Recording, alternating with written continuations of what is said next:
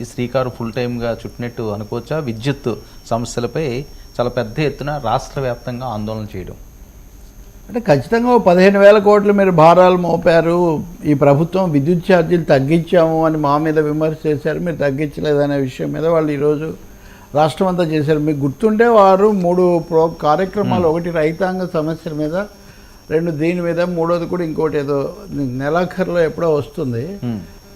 ఒక విధంగా మంచిదే, ఎందుకంటే ప్రజాస్వామ్యం సజీవంగా ఉంటే ప్రజా సమస్యల మీద ప్రతిపక్షాలు ఉద్యమించడము, వాటిని లేవనెత్తడము, ప్రభుత్వం దృష్టికి తేవటం, కనీసం ఆ చర్చలు నలిగేటట్టుగా చూడటం. ఎప్పుడు ఒకరినొకరు దూషించుకోవటాలు, తిట్టుకోవడాలు, దుర్భాషలే కాకుండా చేయటం.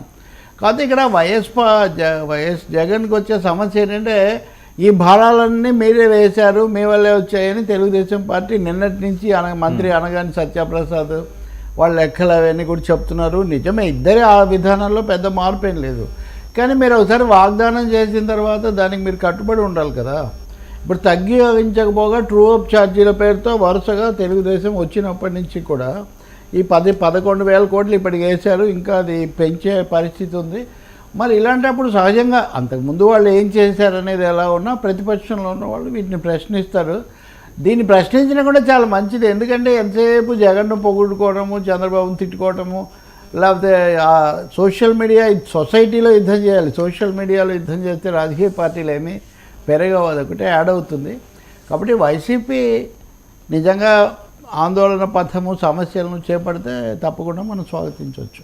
వాళ్ళు చేస్తారని కూడా, ఎందుకంటే క్యాడర్ని ఎలా నిలబెట్టుకోవాలి, లీడర్షిప్కి ఎలా ఉండాలి, వాళ్ళకి కావాల్సిన ఏ అంశాలు మాట్లాడాలి, ఈ చర్చ అంతా వస్తుంది. ఇప్పుడు కేసుల్లో వెళ్ళిపోయిన వాళ్ళు, లేదా అజ్ఞాతంలో ఉన్న అదృష్టమైన పేరుని నాని ఇలాంటి వాళ్ళని మినహాయిస్తే మిగిలిన వాళ్ళు వస్తున్నారు. ఇప్పుడు ఈరోజు మీరు వాళ్ళ పత్రిక చూస్తే పెద్దిరెడ్డి రామచంద్రారెడ్డి వ్యాఖ్యలు, అంబటి రాంబాబు వ్యాఖ్యలు, గుడివాడ అమర్నాథ్ వ్యాఖ్యలు అని వరుసగా మొదటిసారిగా మీరు చూస్తారు ఈ మధ్యకాలంలో.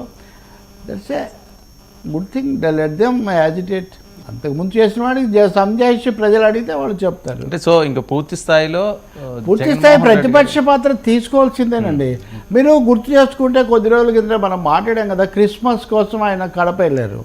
కడప ఎప్పుడు వెళ్ళినా కానీ అది కొంచెం ఎక్కువగా ఉంటుంది. ఆ రోజు ప్రజలు వచ్చారు విపరీతంగా, ఆయన అద్దాలు కూడా బాగుకొట్టారు, కిటికీ ప్రజలు ఎక్కువైపోయి, తొక్కిడి ఎక్కువైపోయి. దీని మీద కూడా నేను గతంలో 2 సార్లు నుంచి చూస్తున్నా, జగన్ దగ్గర తొక్కిసలాట, నిలదీసిన ప్రజలు, ప్రశ్నించిన ప్రజలు అని తెలుగుదేశం వాళ్ళ మీడియా వాళ్ళేమో హెడ్డింగులు పెడతారు. ఖచ్చితంగా జగన్ ఉన్నప్పుడు పనిచేసిన వాళ్ళు కొంతమంది మా బిల్లులు రాలేదు, ఎట్లా మిమ్మల్ని అమ్ముకొని చేసామని అడుగుతున్నారు.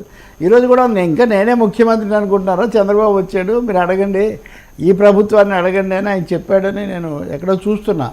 కానీ ప్రజలు అయితే చాలా ఎక్కువగా, అంతమంది ప్రజలు రారు కదా. బిల్లులు చేసిన కాంట్రాక్టర్లు 100 మంది ఉండొచ్చు, లేదా 1000 మంది ఉండొచ్చు, వీళ్ళేం రారు కదా. కాబట్టి అక్కడ ఆయన వాళ్ళు రావటము, దృష్టికి తేవటము, సమస్యలు, దాన్ని కూడా సమస్యల మీద కదలికలాగే మనం తీసుకోవాల్సి ఉంటుంది. ఈ సమస్య ఉన్నప్పటికీ ఏ ప్రభుత్వం దిగిపోయినా 2014లో చంద్రబాబు ప్రభుత్వం అప్పులు కూడా ఇక్కడ ఉంటాయి, మాకే ఉంటాయి. బహుశా మా అడ్వర్టైజ్మెంట్ బిల్స్, మా ప్రెస్లో ప్రింటింగ్ బిల్స్ లాంటివి మా ప్రజాశక్తి సంస్థలు ఉన్నాయి. కాబట్టి బట్ మూవ్మెంట్ కడపలో కదలిక తీసుకొచ్చాడు. మనం ఉద్యమాలు చేద్దాము, ఇంకా ఊరికినే ఉంటాం కాదని కూడా ఆ రోజు ఆయన కడపలో ప్రజలకు చెప్పాడని సమాచారం.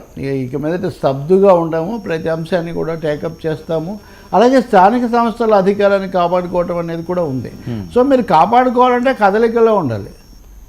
అవును, కేవలము ఈ కయ్యాలు తిట్లతో కుదరదు. కాబట్టి మంచి విషయమే, కానీ విధానపరమైన అంశాలు కూడా చర్చకు తీసుకోవాలి.